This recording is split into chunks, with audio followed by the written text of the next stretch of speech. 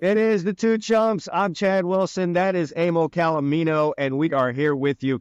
We are fast approaching. By the time you watch this, like if you're a slacker, you are watching this on a Saturday morning, and the real college football season is going to punch you in the face right when you get off of this podcast. But I'm saying all that to say football season is here. The NFL broke a bunch of hearts yesterday, cutting people off of rosters left and right. That means the actual teeing up of real games is right around the corner, coming in 2 weeks. As I said, college football kicks off for real, even though we had a game over there in Ireland. Week 0. We did. Week 0. Week 0 wasn't a 0, though. It was not.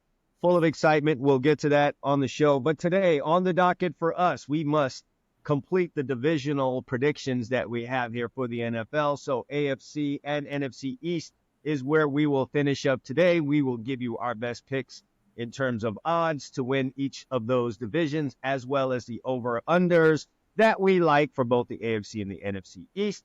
There is college football action on the field, and there are odds, so we are going to get after it. I am the reigning champion on the Two Chumps Football Podcast where it comes to college football. Emil will start defending his title next week when NFL gets for real. No, in 2 weeks when the NFL. 2 weeks. And you know what? Because I'm the accountant in the group, when we get to that section, I'm in my little folder here. That's what accountants because do. That's what accountants do. Their lives are. I'm going to give the folks our final records from last year, just so everybody knows where we finished the season. Yes, you absolutely need to know how correct we were in 2023. Yes. Don't get it twisted. Let's, line yourself up to get above the higher cost for eggs and gas. Get a little extra money in your. Yes. All right, so we're all set for that. That's what we've got coming up for you today. Emil, let's just launch right into it. We don't want to hold the folks up away from their activities that they have for the rest of the day. A lot of them are jonesing right now. It is Saturday morning as they're watching this, and they're like, I got to get my bets in. Get to that point. Okay. Yes. It is in my heart and mind to get this podcast up Wednesday night. So you got a couple days to look at it, but I know you slackers will come in here Saturday looking for a golden nugget from the Two Chumps Football Podcast after you've made your 10-team parlays and 12-team parlays. You can come in and check with us. All right, there was a game last week in Ireland. It didn't go as many people expected it. I know, Emil, it did not go the way Florida State fans expected it. One of the best things, I must say, for fans outside of the actual team that had their blunder is to go on Twitter and watch and look at the memes and the tweets after a high-profile team loses a game that people expected them to win, especially early on in the season. So, Florida State fans... It makes Florida State think about it, right? You were high on Florida State before the season started. It's not this that was immaterial to me, by the way, but go ahead. It's not that their season's over, but if they had lost a game, say, to another top 25 program, maybe it's not as devastating. But now, essentially, they don't have any more mulligans, as they say in golf. I mean, they used it up in week 1, okay? Yeah. I had Florida State I want to say had like they died in Ireland. Right. I have Florida State as a 10-2 football team. And quite frankly, Emil, my mindset was you lose one booger game and you lose one of these marquee matchups that you have this year. Could be Miami, could be Notre Dame. I think Florida will be 3 sheets to the wind by the time they get to them at the end of the year. So I'm not looking at it as a marquee matchup. So in my mind, it was one of these booger losses. Okay. And for me, as I looked at it, it was potentially Georgia Tech in the opener because your mind's not right. Everyone's been blowing smoke up your, what. And then you were at Duke and you're playing North Carolina. Those were 3 teams I thought, you might mess around because North Carolina comes after Miami and before Notre Dame. So sandwich game. But Georgia Tech was on my list of booger games for them, and sure enough. I would even, after seeing Georgia Tech, I don't know if I'd actually call them a booger game because I'll be honest, I think Georgia Tech is going to be trouble all year for people. Georgia Tech turns out, a damn good football team. While you're up there, lobbing your shots at Florida State fans and folks, they deserve it, no doubt. I surely remember the Dalvin Cook, Jameis Winston, Florida State Twitter fans who were insufferable. So take your medicine now when your team slips up in this fashion. With all that said, though, Emil, we looked at a very good Georgia Tech football team. If you could focus your eyes there and take your mind off of Florida State, who had all of the attention going into the matchup, Georgia Tech owned the line of scrimmage. They were physical. They have playmakers on the edges like they have not had in quite some time. They've got guys out of the backfield that can make you miss and gut you for many, many yards. They've got guys out on the edges that can beat you down the field or take a short screen, which they threw a lot of, and hit a tunnel and make a mess. And they were very energetic on defense. The old ball coach, Nick Saban, warned us. He said Georgia Tech was his sleeper in the ACC. And who are we to go against this guy? He was damn right. And they got a coach with a mindset of we're going to be physical, we're going to dominate the line of scrimmage. And that's something at this stage in college football you really don't see other than maybe the Georgias of the world and the Ohio States, Michigans, couple teams. But most teams are like, we're going to be entertaining and throw the ball over the lot. And this guy made no mistakes about it. He's an old lineman. He was just like, we're going to hit people. So yeah, I really like Brent Key's energy. I think he's going to do well there at Georgia Tech. You know, I don't know what kind of resources Georgia Tech has. It is, one of the upper echelon academic schools in the conference. So I don't know if that closes any doors recruiting wise. But right now, he seems to have what he needs at talent. We're going to find out about his depth as we go through the season and guys get hurt. You need to include other guys into your fold. But right now, Georgia Tech is a very dangerous football team. I think they serve notice, and I think Florida State will be all right. Yeah, I think Florida State will be okay. I mean, my joke. I mean, the quarterback's on his third school. There's a reason for that. I feel you. There was a lot of heat coming his way, and for obvious reasons. I don't think DJ played too bad in that game. That loss is not on him. I just think that Florida State. The reason it wasn't me being a homer because I have an affinity for Miami. The reason I kind of viewed Miami above them this year is I think Miami's finally going to get it together year 3 here of that administration. And I think Florida State's going to have a step down in their quarterback play. Even if he plays pretty well, I think they had elite play last year at the college level at least. We did see what Florida State looked like without their quarterback in those final few games of the season. And, I mean, let's be honest. The bowl game was a bad indication because at that point they had an effort in there. No, they mailed it in. Yeah, guys took off. I'm just talking about, the Florida game, ACC championship game without Jordan Travis didn't look good. We're going to come back to college, folks, because at the end we're going to give you our picks this week and we'll break down a few games that we're not picking. Let's pivot here. NFL, we've got 2 divisions left. They're my 2 favorite divisions. Mainly because we're on the East Coast, right? And to me, these are all the AFC East and the NFC East are the old school. To me, that's like the football I grew up with. So it's kind of the 2 divisions I love to follow the most. As a born New Yorker who spent my early years there and then coming down to Florida, which is still on the East Coast, that was it. Giants when I was in New York, Dolphins when I'm down in Florida. So, yes, these are the predominant divisions of It's kind of weird the way the NFL set these up over the years. And you look, there's 3 East Coast teams in each division with 1 popular Southern team. Isn't that funny? It's kind of odd. It's like, yeah, okay, we got these Buffalo, the Jets, Patriots. Oh, let's stick Miami in here. Where else were you going to stick us? We're not really south. Let's stick Dallas in here. Yeah, well, that's kind of how my school works in terms of college football. Just some facts. If we're going NFC East first, AFC East, what are we doing? Let's go AFC East. All right, just some facts before we jump into what our thoughts are. The Bills have won this division the last 4 years. Prior to that, it was the Kings, the Patriots, winning it 11 times in a row, Emil. So that means for the last 15 years, no one other than the Bills or the Patriots have won this division. The last team to do anything and take it from any of these guys were the 2008 Miami Dolphins. Believe it or not, Dolphin fans, you did win this division, but it was 2008, the Obama administration. Yes, first, not even, right? 2008, he just got elected. had just gotten elected. So the Jets currently have the best odds to win this division. That's the Aaron Rodgers effect. They've not done this since 2002. Bush administration. It's so odd how these two divisions are so different, right? So you point out there's 15 years, we got 11 Patriots, 4 Bills. Then you got the NFC East where no teams won it back-to-back years for 20 years. Since like the 2004 Eagles or something, and so different. I mean, then we did a division, I think last week or the week before, the AFC West where the Chiefs have won it 8 years in a row. I mean, it's just odd how some of these, now obviously there's a certain, you don't have to be real smart to figure this out, right? What's the commonality? The Patriots had Tom Brady, the Chiefs have Patrick Mahomes, and the Bills have Josh Allen.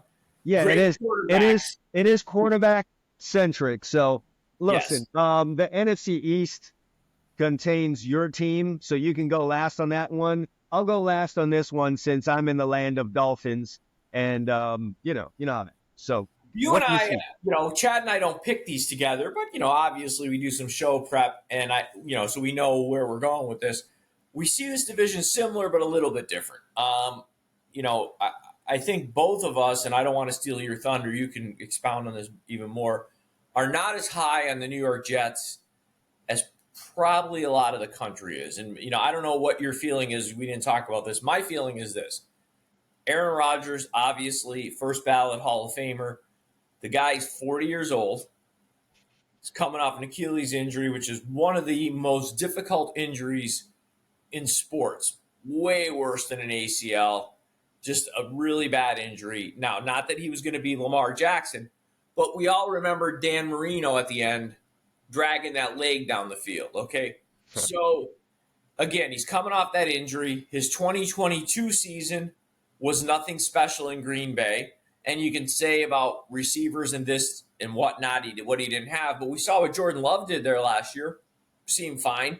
Mm-hmm. And he hasn't played football, literally, a real football game in a year and a half. I mean, the last game he played was at the end of the 2022 season, over a year and a half. So for me, the Jets are a mediocre team. I think they're going to, they have a good defense. I think they're going to be 9-8. I love Tyron Smith, another first ballot Hall of Famer, former Cowboy.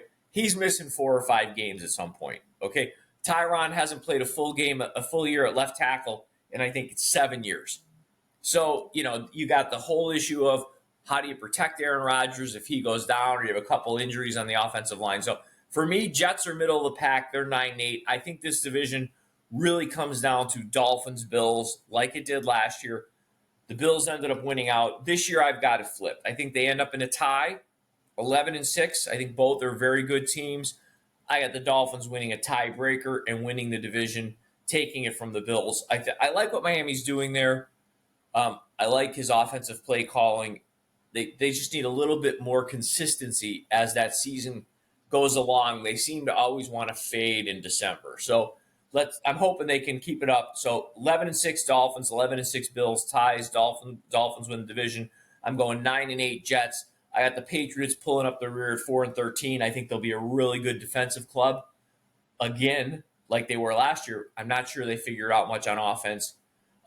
Obviously, if I like the Dolphins, my 2 future bets on this division, I got the Dolphins to win it. I'm getting plus 210 money on that. That's really good odds if you like a team to win a division. That's a quality team. I mean, this is not a flyer. The Dolphins were a good team last year. And obviously, if I've got them to win 11 games, I'll gladly take them at over 9.5 at minus 135. They're the only 2 future plays I have in this division. All right, summing it up here, Emil likes the Bills and the Dolphins to finish with the same record at the top of the AFC East. He does think the Dolphins edge it out on a tiebreaker. He likes them then for the division in terms of a future bet at plus 210. Those are nice chunky odds if you are Team Dolphin. And the only over-under he likes or he finds worthwhile is over 9.5 for the Miami Dolphins at minus 135. He thinks it'll be Dolphins, Bills, Jets, Patriots. All right, how do I see the AFC East? The Bills have won this the last 4 years. I'm not going to break that trend. I still think they have the best quarterback in the division.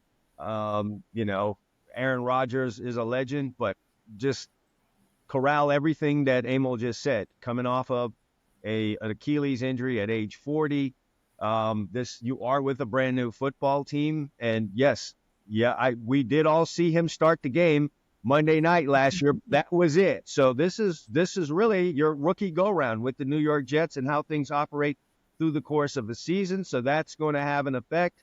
And the Jets are just not in the right mind frame. They're not in the winning games mind frame. They are a team that's just struggling right now in terms of the culture of winning right there. So that's going to be a problem. They have finished the last couple of years pretty bad. They can play some pretty good defense. It's just I'm not sure that they're going to be that much better offensively. They averaged 16 points a game last year. What does Aaron Rodgers do? Maybe adds a field goal to that, maybe 4. I don't know that he's going to have that. Let me ask you something because this is going to help people handicapping from a coaching perspective since you coach. This is interesting to me. You mentioned something, and this is something I've been thinking about with over-unders as the year goes along. Is sometimes a bad football team or an average football team having a good defense, can it be a function of their offense stinks? And let me explain what I mean by that.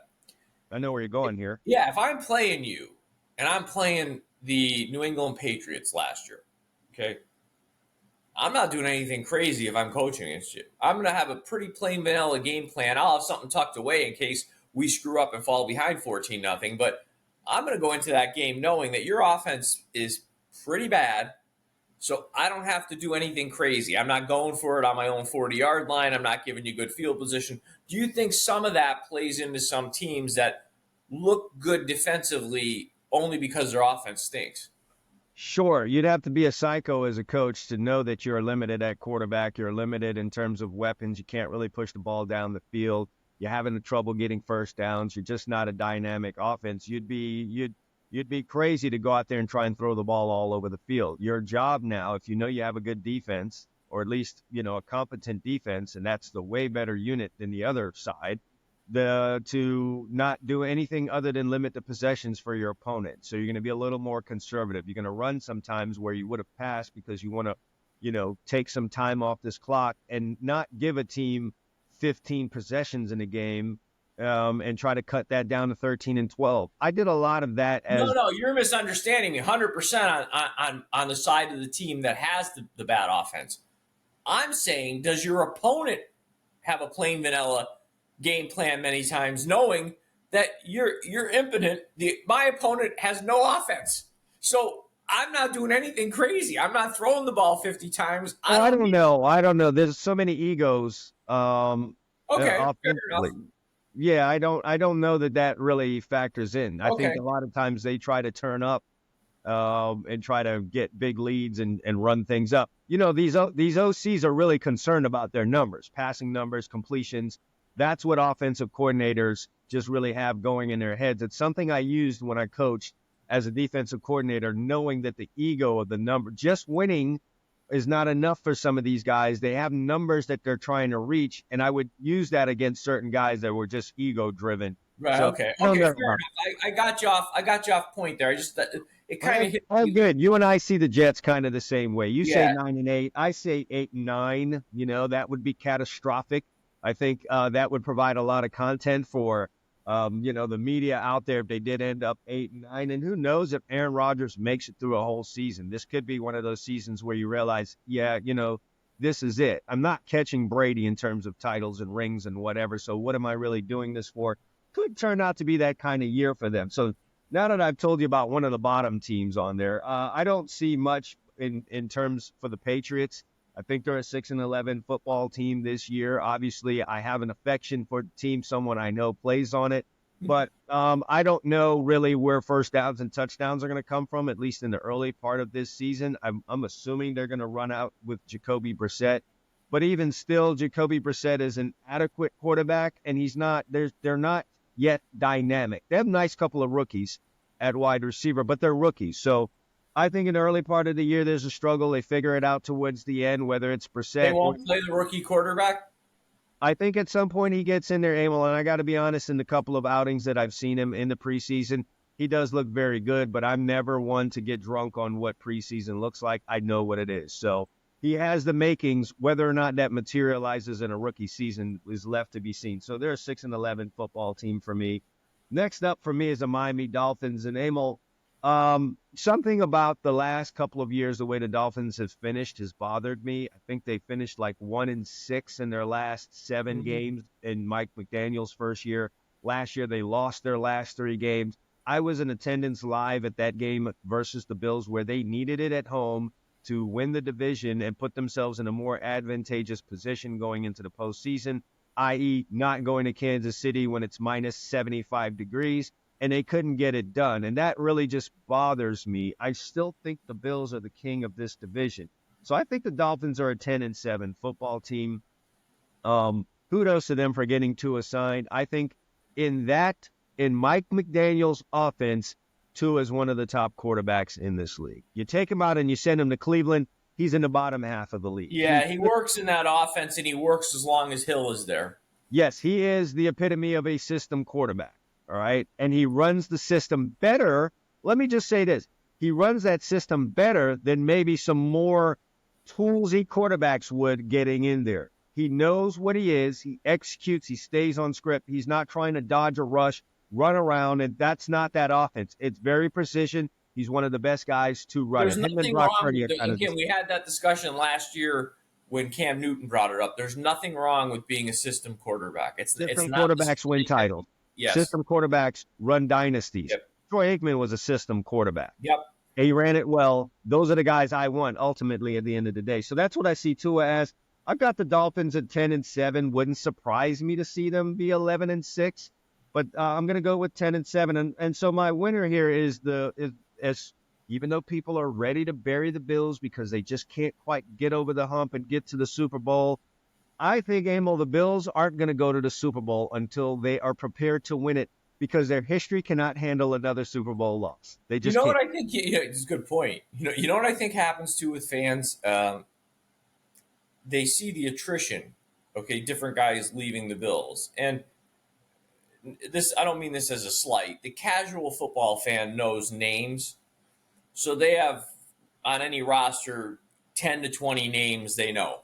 Yeah, they play fantasy football. That's football to them. So they see guys leave, right? And they'll be like, oh, this team's really going to stink. But they forget, as my dad used to say when he was watching professional football or baseball, the other guys get paid too. Okay? Sure.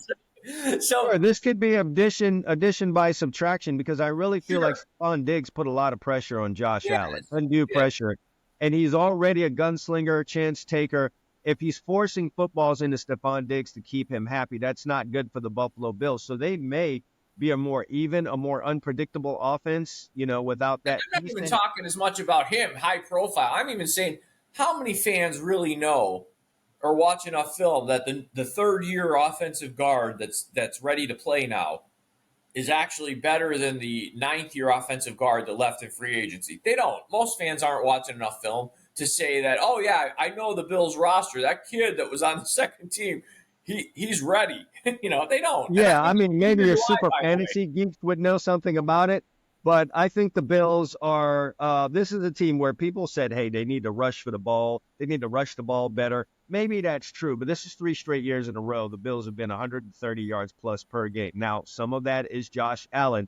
I think they will have a better traditional rush game this year. I think they saw a lot of things in Dalvin Cook's younger brother, James Cook, that they can exploit this year. And I just think they're going to be a better balanced offensive team. And they're really good on defense. I got him at 12. What scares me with Josh Allen, I'll be honest, it's not the turnovers. He's a big dude, and he gets into the game a lot and sometimes forgets that this is the NFL. I'm actually worried, if I'm taking the Bills, that at some point this guy's going to wreck himself and miss a big chunk of time because he goes into piles the wrong way. I mean, the right way, if you want to get he's a big guy, unless you break his leg or you tear his ACL. I think he's fine. We watched Ben Roethlisberger stand back there and throw guys around. So I think he'll survive, and maybe somewhere down the road, I don't think it'll be this year, he figures out, I'm just going to have to stay in this pocket and give the ball to someone else.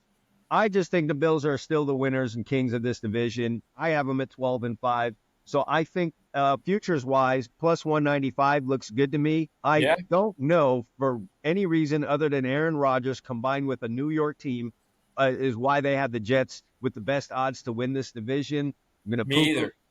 And my over under that I love here is the Jets under 9.5 at plus 130. Call me crazy. Okay, so let me recap it. Chad sees this a little differently than I do in terms of he has Buffalo winning the division at 12-5.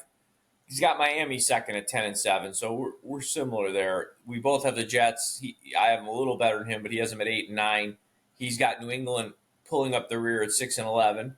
For his futures bets, obviously, if he likes the Bills to win the division, he can get them at plus 195. That's very good. So he's got the Bills plus 195 to win the division. His only over-under is an under 9.5 on the New York Jets plus yes, 130. Sir, that's me. I'm going against the grain here and the hype. So on to the NFC. Let's pivot over to my favorite division because none of the teams like each other very much at all. I guess that's true in all divisions, but the hatred in the NFC East is something to behold. It runs deep, Phelps. It runs deep. So tell me what you're feeling here. Couple of facts before we jump into this thing. Dallas has won 3 of the last 6, 5 of the last 10. It's the Cowboys division at this time. Don't want to jinx your squad there.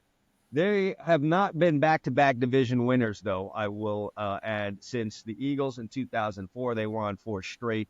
I'm sure Emil remembers that. 2002 to 2004, the Eagles owned the NFC East, but right now it's up for sale. Emil, still think the Cowboys are the best team in this division. I have them as an 11-6 football team.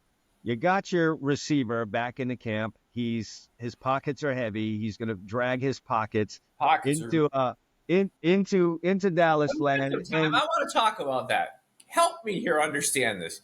You tell me that Jerry Jones, the businessman, not the GM, is not the smartest guy in the NFL. You want to know why his team's worth the most money?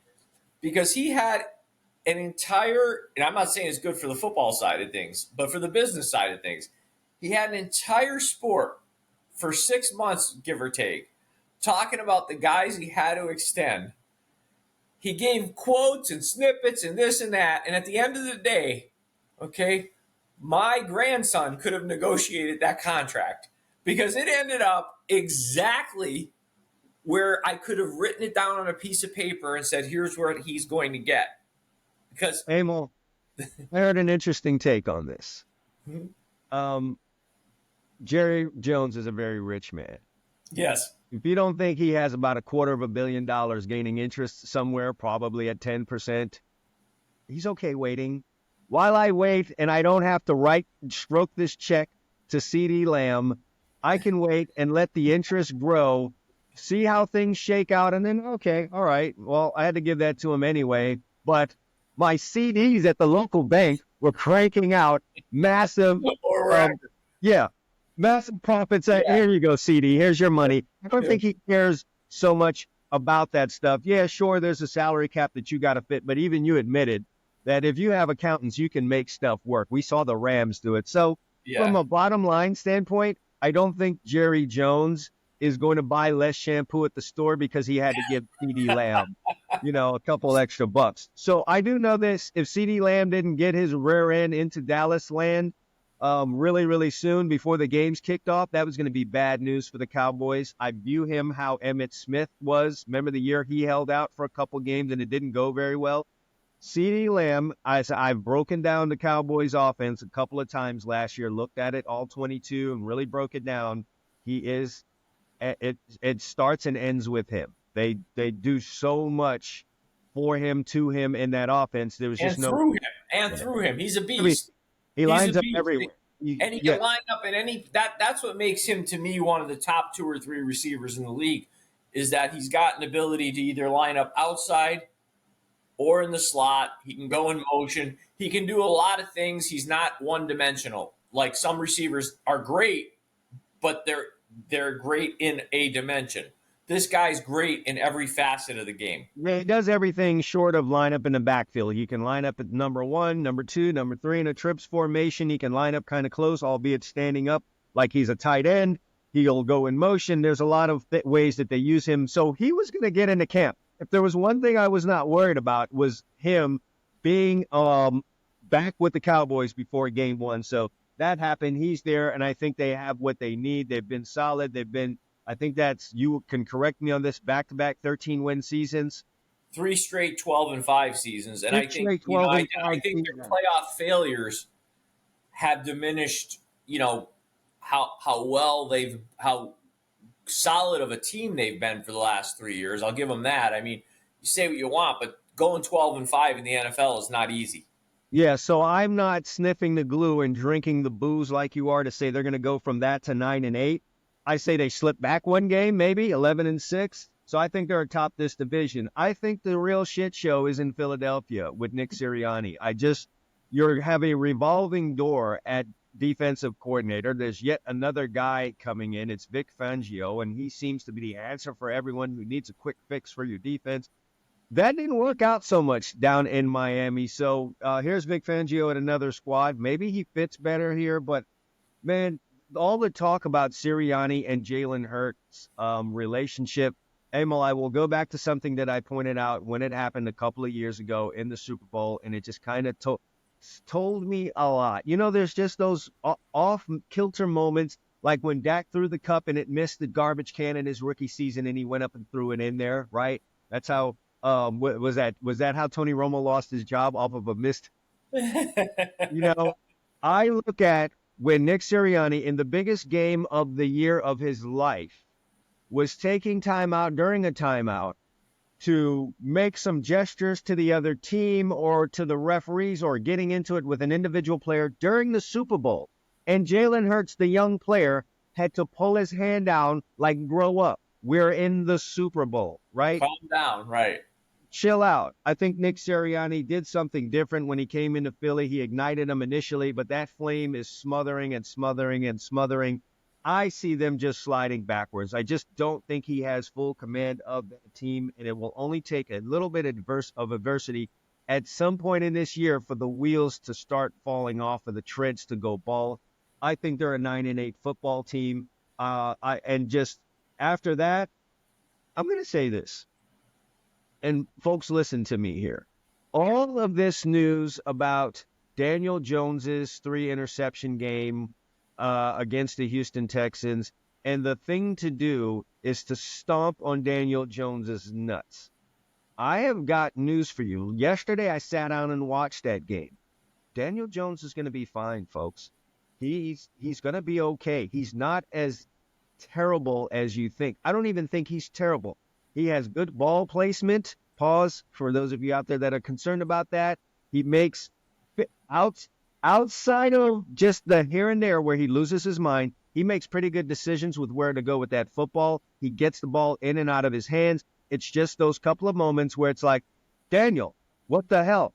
If he can stay away from those moments, he can have a good year. The biggest problem for the New York Giants is that they let Saquon Barkley head down over there to your part of the land and end up in the state of Pennsylvania. That's going to be their biggest problem.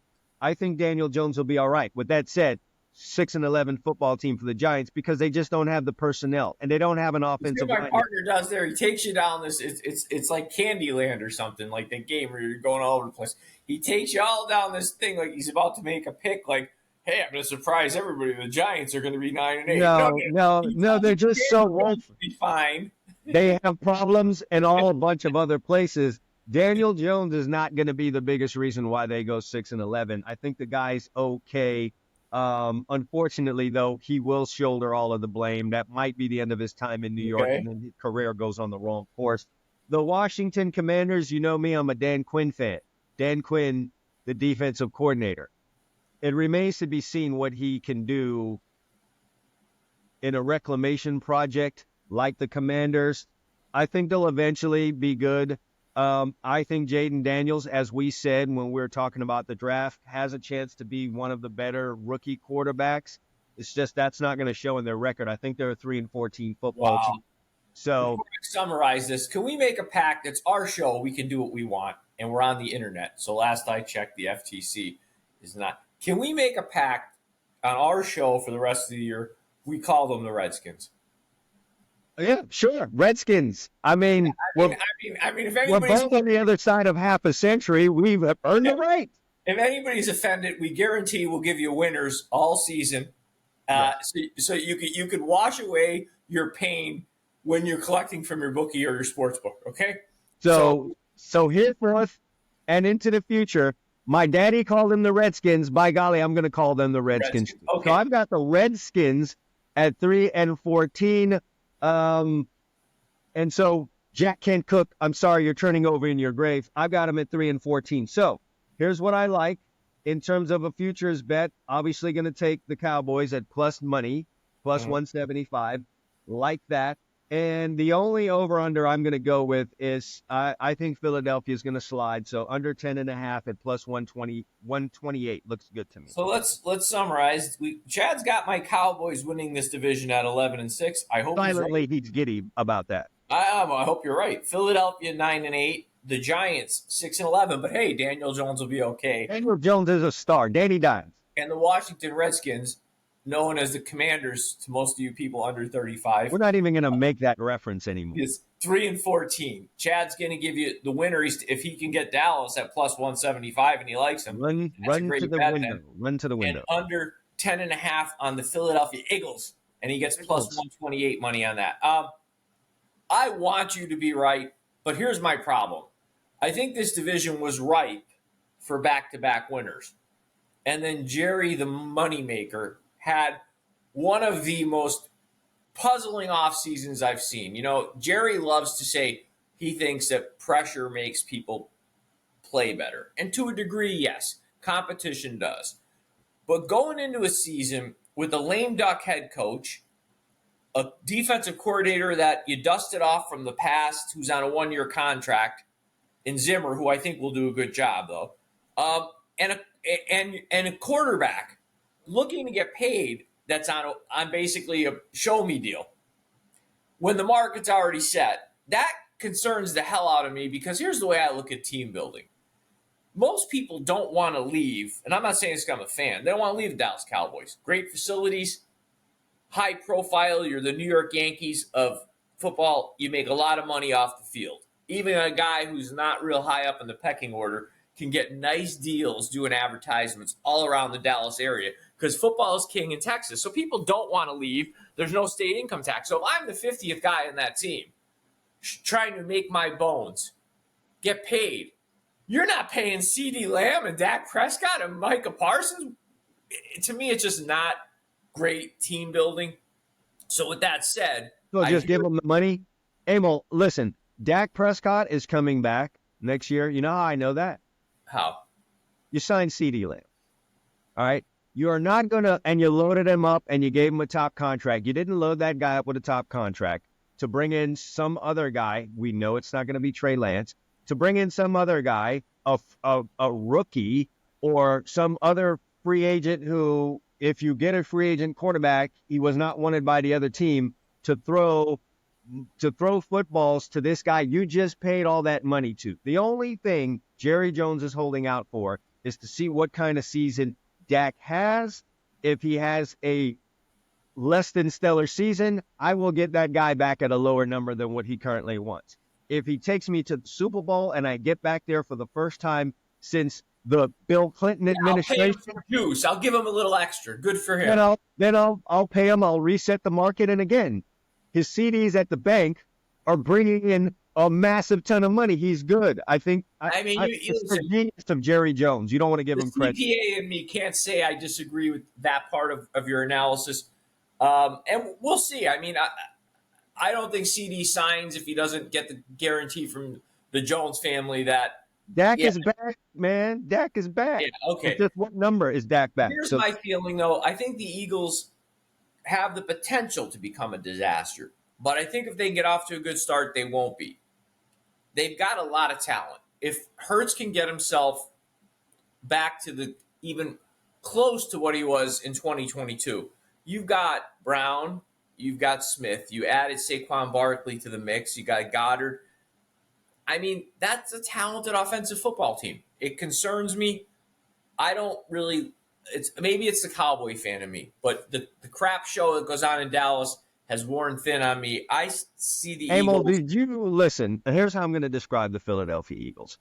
Did you ever, like, as a kid, your pops let you get close to the barbecue grill and you had that lighter fluid and, the bricks were in there on fire and Charcoal grill, sure. he went in there to go answer a phone call and you were sitting there with a kid with a full bottle of lighter fluid and you're just waiting to...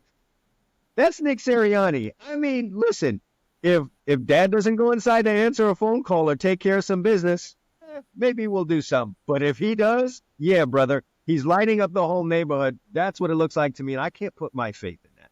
So we're going to have to agree to disagree on that one. We're gonna get our answer really quick because they're going to Brazil week 1. My God.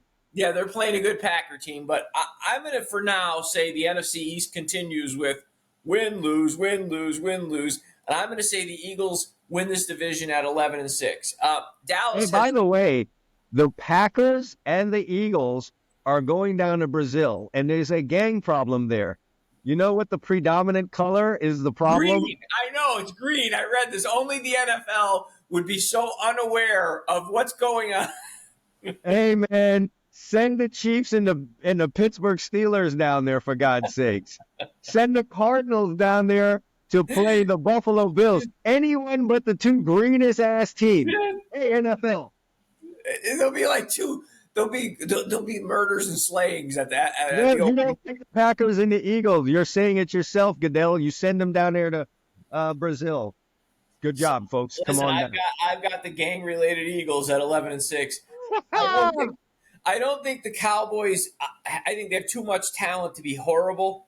I've got them at 9-8. Washington Redskins. You know what? I think this is a good fit for Dan Quinn because I don't think Dan Quinn's the kind of guy that is going to ever finish the cake, but I think he can make the dough and get people excited, and you smell it in the kitchen, and that to me is like, I think Washington will play spirited football. And I really like Jaden Daniels. I think he's going to do something, and I think he'll be exciting enough. He'll make dumb rookie mistakes, but I think he'll make some wild plays with his legs and throwing the ball outside the pocket. I got them to surprise this year. I like them a lot more than you do, obviously. I have them at 8-9. And then we see the Giants similarly. I've got them at 5-12. You've got them at 6-11. But you surprised me. I didn't really think you were going to give me a 3 wins on Washington. That really kind of shocked. Hey, I surprised myself. This is what the model kicked out, and I'm a guy who thinks Jaden Daniels will do well. I think Jaden Daniels will do well on the stat sheet. He'll have some wild plays. He'll do some nice things. He'll look good for the future. It's just not going to, I don't think, equate into wins for the Redskins. Fair enough. Because I like the Eagles to win the division, I'm going to take them at -140. Again, I want to be excited about the Cowboys, but I'm not. So be it. I see what we did here. You're higher on the Miami Hurricanes than I am. I'm higher on the Cowboys than you are. It's what we're doing. I'm not hedging. I mean, listen, if I really thought I'm one of these people, I have no problem picking I know you're different with Miami. I have no problem picking USC if I like them in a week. No problem. But I'm just not. I like the Eagles to win the division -140. I have 2 plays at the bottom of the division. Obviously, I'm higher on Washington. Over 6.5 wins, I'm going to take them. I think they can at minimum go 7-9 or 7-10. I do, and that's -120. And honestly, I just don't see the Giants cracking 6.5 wins. To me, again, 5-win team. Maybe if they get close 6, but not over 6.5. So I'm going under 6.5 on the Giants -135. All right, to sum things up, Emil sees the top of this division slightly different than I. He likes the Eagles to reclaim their glory and win it at 11-6. He thinks the Cowboys will hit subpar status, and they'll bring Dak Prescott back next year for $20 million a season because they're going to go 9-8. He thinks the battle for the bottom will be won by the New York Giants, who will be 5-12. He thinks the Redskins are going to be 8-9 this year. He thinks Jaden Daniels will pull these guys to a couple more wins than at least what the odds makers think. So with that in mind, he likes over 6.5 for the Redskins at -120. He likes under 6.5 for the Giants at -125. And since he thinks the Eagles will be the winner, he's willing to lay -140 for the Philadelphia Eagles to win this thing. Let's do some housekeeping here, because Bovada, we're coming up on a segment now. We're going to give you games for this coming week, not future bets. So Bovada, they're our sponsor. Go to Bovada. You can put all these in. Next week, by the way, little housekeeping, we're going to go through, do the NFL playoffs, give you the Super Bowl winner. For those of you who haven't been longtime followers of our show, we've had a couple of years where we had the Super Bowl winners, each of us, at the beginning. So I don't think we've had a year since we're doing this where we didn't at least have one of the teams in the Super Bowl. Yeah, I'm trying to remember. Last year, I think we did. Yeah, but we've had actual winners, like the Super Bowl winner. So we're going to do that, and we're going to take all those NFL future bets and skinny it down a little bit for you and give you our 5 best plays from all that NFL future action, because that was, we gave you a lot on each division. So if anybody out there liked a particular division, you're an AFC West fan, we gave you stuff. But we're going to give you, like, if we were at the window, the 5 we would play between division winners and over-unders, because you can't play 20 over-unders. Well, you could, but you probably should be in the program. You could, but you're not gonna win what you should probably be saying, "Hi, my name is Emil." Yeah. You're going to reach full degenerate status. All right, let's slide over to college football. Before we hit our major picks for this, let's offer up some opinions on the bigger games that are going to be here. We're kicking off the college football season, so there's a lot of excitement in the air. Emil, let's just start off with the Thursday night game. It's the team everyone's talking about that doesn't have a winning record. It is Colorado taking on one of the top teams in FCS that can give you everything that you want, North Dakota. Emil, this line opened up at Colorado at -7.5. It has moved its way up 2.5 points, if I'm not mistaken, to now Colorado by double digits in this primetime setup matchup. Emil, I have this question. What would move that line 2.5 points? What happened since it opened to bring it to that? Was there a major transfer portal addition?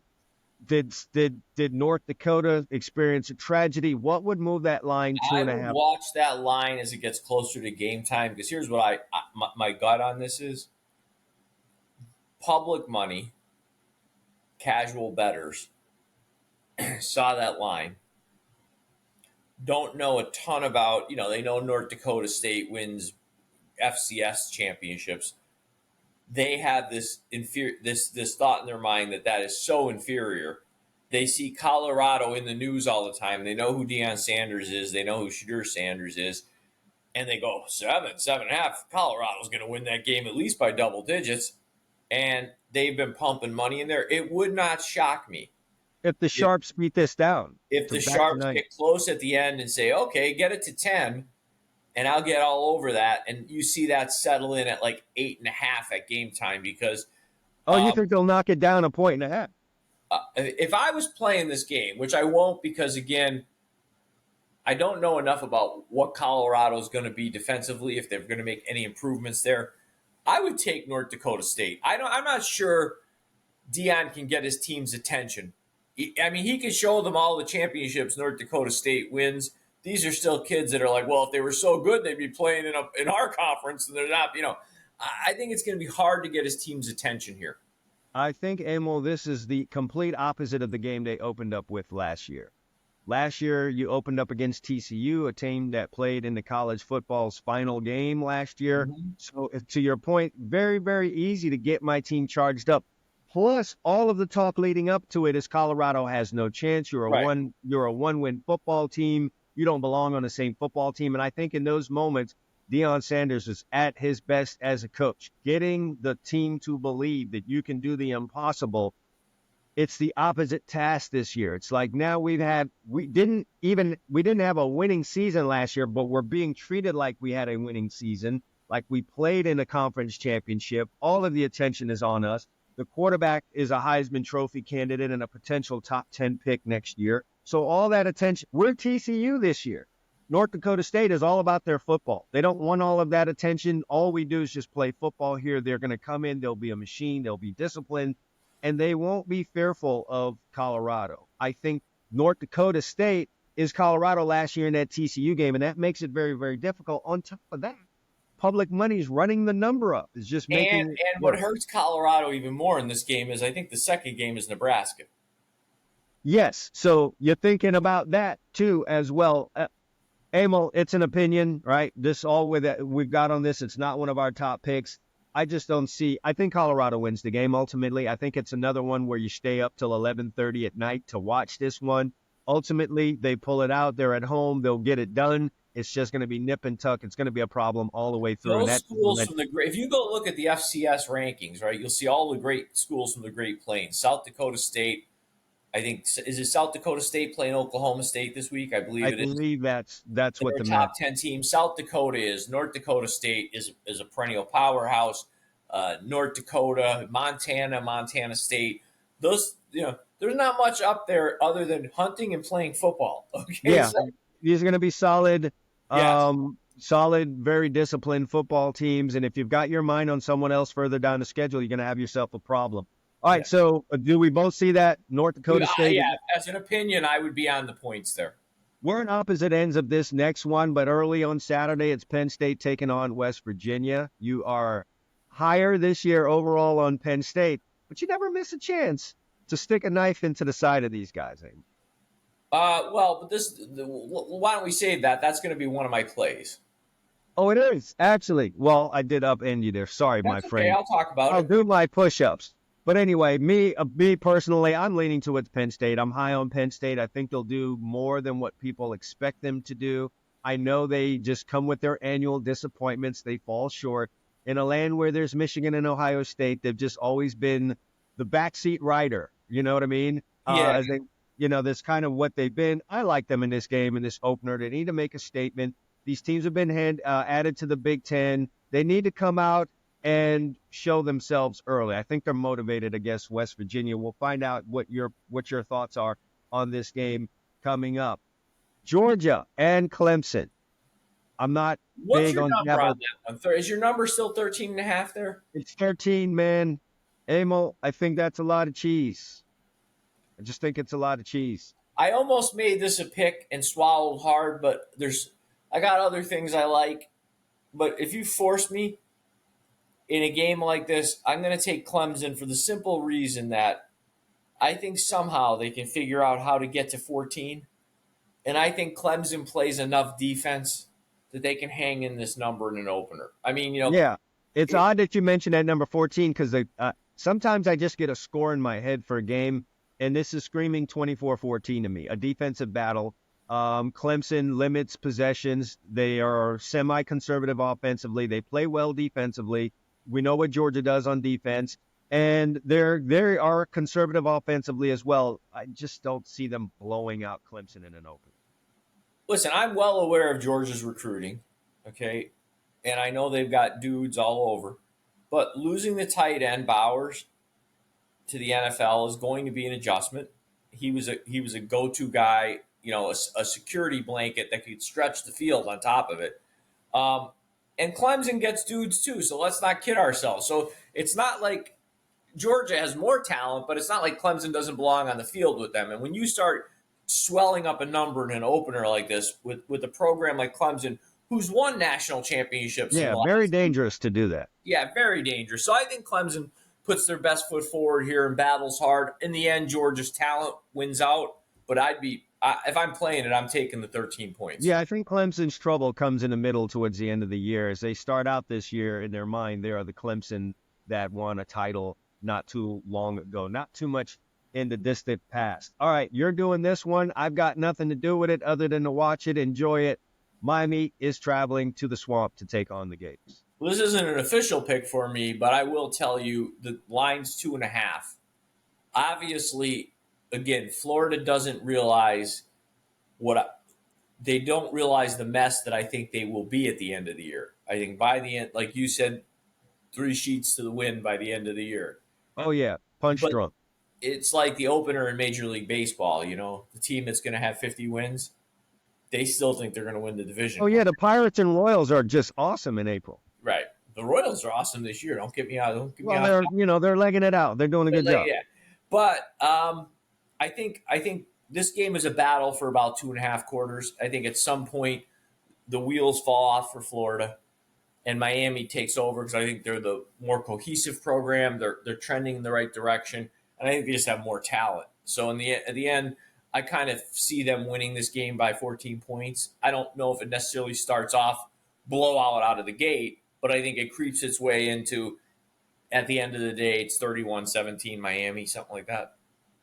All right. Well, you definitely know where I'm going with this one. But I'm not. I don't make University of Miami picks on I'm this. always scared in these rivalry games when you're playing an opener. This for years back in the '80s, these two teams would open the season like this. Mhm. That happened. But then, there was a little bit of bad blood. I think Florida blew out Miami one year when Miami ended up being second. It was their only loss or something, and they kind of stopped this game for quite a while. But it's always dangerous because the swamp will be on fire on Literally. Saturday. It'll be loud, and there's no breeze in that stadium. I know this very well. At the end of August. So, but I'm still going Miami in that. So let me do a little housekeeping before we give our picks and get off the air, just so people know where we finished last year. And we give you this every week, so we're not charging you for our picks. We're not inflating our picks. Last year, as Chad said, college was his thing. He was 35-17 in college, and I'm not misspeaking here. You can go back. It's all out there. It's on Spotify. Go watch the tape, okay? He was 35-17, and it makes me look terrible, but I wasn't. I was 29-23, okay? So, you put Very that profitable. together. You put that together in college, we were 64-40. It's pretty good. NFL, which we won't get to in a couple weeks. Chad was a little off last year. He was 500, 30-30. I was 34-27 in the NFL. You put that together, we're still winners. 64-20, 64-57 overall for the season, college and pro combined. I was 63-50. Chad was 65-47. Folks, if you could do it with the VIG, you do the math. If you just That's tremendous here. If you did this religiously last year and just didn't handicap the handicappers and just played us blind, you made a lot of money. Yeah, so strap up for 2024. Emil, I'm going to let you go really fast, shotgun these college football Yeah, we're picks. going to shotgun this. We did enough talking today. Chad preempted me a little bit. I know he likes Penn State. I'm high on Penn State for the season. I've got them at 9-3 and right up there near the top of the Big Ten. I think this is a tough game for them. They beat West Virginia at home last year by 4 touchdowns. West Virginia ended up righting the ship, finishing 9-4. Really solid offensive and defensive lines at West Virginia. Penn State's quarterback's a little bit of a statue. West Virginia is a place, it could be a tough place to play. It gets loud. They love their West Virginia Mountaineers. I'm going to take West Virginia plus 8.5. Ultimately, I feel Penn State wins the game. Maybe the score is like 27-23, but I think you get entertained Saturday at noon. I think the better team on paper ends up winning the game, but that's a fat number to lay on the road in an opener against a competent team. So give me West Virginia plus 8.5. Sliding over, staying in the Big Ten, but with an interconference game, I'm going to take Fresno State plus 21.5 at Michigan. I'm going to tell you why. Michigan's going to go out there Saturday and celebrate their national championship. Their former head coach, from all I garner, he won't be there now.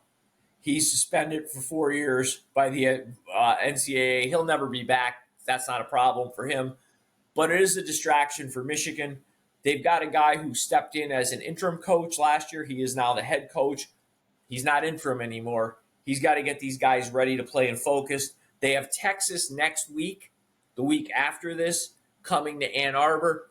And you got to get your guys who are celebrating their national championship, about to play Texas, jazzed up to play Fresno State, who, by the way, was 9-4 last year and could challenge for that Mountain West against Boise. So I'm going to grab over 3 touchdowns, 21.5 points. Ultimately, again, do I think Michigan wins the game? Yeah, they probably win the game. Maybe it's 30-13 or something, but I don't think Fresno gets outside the number. I think Fresno hangs around and makes it an ugly game. So give me that. And finally, I'm going to go a total here for you. My boys, my Trojans play LSU. Both teams were a disaster defensively last year, and both teams made a priority and focus to bring in competent defensive coaches and schemes, and they're both breaking in new quarterbacks. The last 2 Heisman Trophy winners, ironically, came from these 2 programs, Caleb Williams, Jaden Daniels. They're both replaced by guys who are new against teams focused on defense. I think that's going to lead you to at least a quarter to a quarter and a half of more conservative play calling, feeling each other out like an Ali Frazier boxing match. And even if the fireworks start, I think they start a little too late. I'm going under 64.5 points in this USC LSU game. I think ultimately it's a game that the winner has low 30s, the loser has mid 20s, something like that. All right, recapping this, Emil likes West Virginia catching 8.5 against Penn State on Saturday. Then he likes Fresno State to be a little bit of a thorn in the side for Michigan, coming off of the drunkenness of their very successful 2023 season. He takes them 21.5-point underdogs versus Michigan. And then finally, he thinks it'll be a bit more of a defensive battle than what the odds makers are thinking in the LSU USC game. He likes that game under 64.5. Here's what I'm going with. Going to start off with a big matchup between Notre Dame as they take on the Texas A&M Aggies in College Station to kick off the Mike Elko era. Emil, I don't like brand new coaches kicking off their seasons in games like this. Notre Dame, I think by both of our standards, is a college football playoff team, double-digit win team, very much potentially. This is kind of a very difficult thing for Mike Elko to run out there. It's not Duke. You are at Texas A&M. You're facing a very quality opponent, and you are the favorite in this game. So you have not been done any favors by the schedule maker or the odds makers. Both of those are working against you. I think Notre Dame comes in here, flexes their muscle early on in the season, and walks out of this thing with a win as an underdog. They come in here as the motivated team with a little bit more consistency coming in. Then LSU is taking on USC. You already talked about this game in terms of a total. I like LSU in this matchup. USC, both teams breaking in brand new quarterbacks. I just think LSU is a little bit further along because of the defensive piece. USC going to be trying to figure some things out on that defensive side of the ball. Kind of hard for them to not be better defensively than they were last year, but I know what it's like to be a new defensive coordinator. Those early games can be a little bit sketchy. And LSU is a team full of talent. Even if they're breaking in a brand new quarterback, I think USC is still trying to get up to speed, especially on the defensive side of the ball. Chad, I would say it'd be damn near impossible for USC to be worse. I know for sure. And then, I do like their quarterback, but in this matchup, I think LSU is a little bit further along. Getting them at less than a touchdown here as USC, has a lot of things to think about heading into a very competitive Big Ten. I like LSU here in this early season matchup at 4.5. Then finally, Emil, I was forecasting ahead on this. If Florida State had beat Georgia Tech in a game across the seas in Ireland, I was getting prepared to fade them in this game against Boston College. Even better, though, they got beat and they got embarrassed. And I will dare say, Emil, we will not have a more motivated Florida State football team than we will have in this matchup against Boston College. This includes their matchups this season against Clemson, the matchup they're going to have against Miami, and then the matchup they're going to have against Florida at the end of the year, which might be a foregone conclusion. Of all those games, I think the most motivated is that we're going to have Florida State. It's this game right here. Emil, they have to win this game. You cannot go 0-2 to start off the season when so much was expected from you. So they are going to be looking to absolutely pummel Boston College. The only thing I would have had cause to worry about is jet lag and coming over from Ireland. But all of that is nullified by the fact that there is now a fire lit under your rear end in all units. Florida State has had a very spirited week of practice. They'll be motivated. They'll come into this game. And at the end of the day, it's Boston College. I had them as about a 23-point favorite in this game. This thing opened up at 20, has gone all the way down to 15.5. A major overreaction to what we saw. We talked about it in the I'll opening. be honest with you. And you took this game, so I'm just giving you an opinion. I'd be shocked if Boston College cracks 14. Yeah, they struggle on that side of the ball. And then, to beat this thing down from 20 down to 15.5 is a major overreaction to, again, a Georgia Tech football team that's very good and will continue to be very good. Give me Florida State as a 15.5-point favorite. I'm all over that. That's how I see it this week. Recapping, Chad's giving you Notre Dame +3, which that got pushed up that line. I mean, it seems like you're getting a deal there at +3. He's going against my Trojans. He's got the LSU Tigers, the Bayou Bengals, -4.5. And finally, the Florida State Seminoles. We can still call them Seminoles because they haven't changed their name. Yeah, how about 15.5. All right, and that's it, folks. We don't want to hold you any longer. We've given you the AFC and the NFC East breakdown, and along with your futures bets. So run over to Bovada right now. Go get those things in before they change. We move lines around here. We absolutely move lines around here. So get in there, beat your fellow mates to Bovada and get your picks in. We did that for you, and then we also kicked off this football season with our college football picks. It is the grand kickoff weekend. Get your wings, get your burgers, get that grill going, get all your friends over. Have yourself a ball this Saturday, this Sunday. I think we get 3 days. Oh, yeah, we got 3 straight days of games. It's a full weekend. Kiss your wife goodbye Friday night after you take her out for dinner, and then get immersed in this. But get your bets down over to Bovada right now. And that's it. We'll be back to recap all of this. And like Emil said, we are going to finish up our predictions of how the NFL is going to bear out this year. So we'll have the playoffs laid out for you along with the Super Bowl, as well as our best picks in terms of futures for all of these divisions. We'll give you our top 5 in NFL in terms of future picks. And we'll have another slate of college football games there ready for you. So much to get to this weekend, much coming up next week. Before you guys leave, if you haven't already, go ahead and hit the subscribe button, whether you're watching us on YouTube or listen to us on Spotify, Anchor, Apple Podcasts, however you are taking this in. Go ahead and hit that subscribe button. Also, I've not talked about this much, but if you enjoy the Two Chumps Football Podcast, go ahead and rate us. Go ahead and give us a 5-star and drop a rating for us over there. We'll do it before the games because we don't want you angry. Yeah. Do it now, folks. Go ahead and give us a really good rating. It brings more folks in here to share all of this great stuff with you. All right, that's it. We're going to see you guys next week. For Emil Calomino, I'm Chad Wilson. Thanks for watching the Two Chumps Football Podcast. See you guys next week.